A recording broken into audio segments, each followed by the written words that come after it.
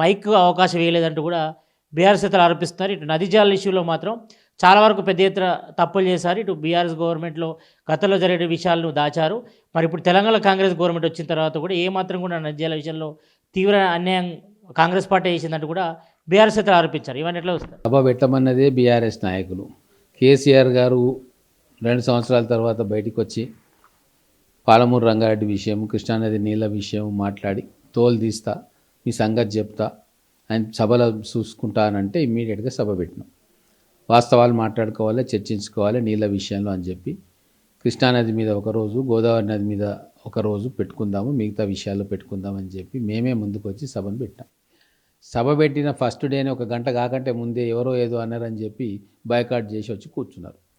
సరే మళ్ళీ వస్తారేమో అనుకుంటే మొత్తం సెషన్సే మేము బాయ్కాట్ చేస్తున్నామని చెప్పి ఇక అటువంటి మూర్ఖులకు మేము ఏం చెప్తాం? శాసనసభ ఉన్నదే చర్చించుకోవడానికి. ఆ శాసనసభలో చర్చకు అవకాశం ఇస్తాం రా అంటే రాకుండా పోయి బయట మాకు అవకాశం ఇవ్వలేదు అంటే ఏం చెప్పాలి? కొద్దిగానన్నా శాసనసభ్యులు చర్చ జరపాల్సింది శాసనసభలోనే. ప్రతిపక్ష స్థానంలో ఉన్న వ్యక్తులు అధికార పక్షాన్ని వాళ్ళు చేసే ఒకవేళ ప్రతి అంశంలో ప్రజల పక్షం వినిపించాలి.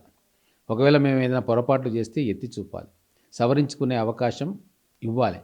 సో అన్ని ముఖ్యమైన అంశాల మీద మేము డిబేట్ పెట్టాం. ముఖ్యంగా ఈ సభ ఒకటేమో హైదరాబాద్ నగరానికి సంబంధించి, మున్సిపాలిటీకి సంబంధించి, కాలుష్యానికి సంబంధించిన, ఇండస్ట్రీకి సంబంధించిన అంశం ఒకటి.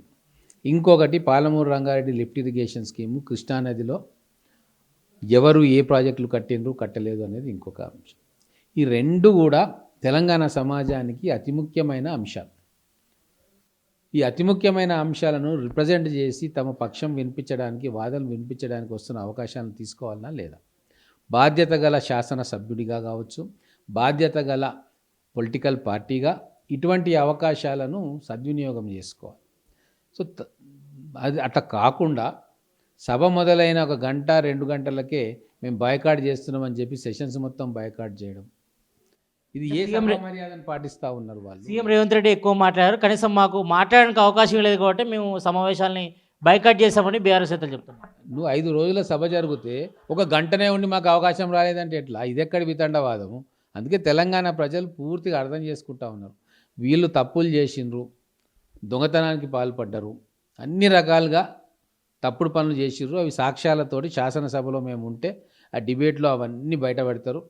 అప్పుడు మాకు మాట్లాడడానికి ఏంది ఉండదు. కాబట్టి ఏదో గాయగాయ చేసి వెళ్ళిపోతే బయటికి పోయి ఏదో ఒకటి మాట్లాడుకోవచ్చు అన్న ఒక కుట్రబుద్ధితోటి ఈ కార్యక్రమం చేసిందని చెప్పి ఈరోజు మేము అనుకుంటా ఉన్నాం.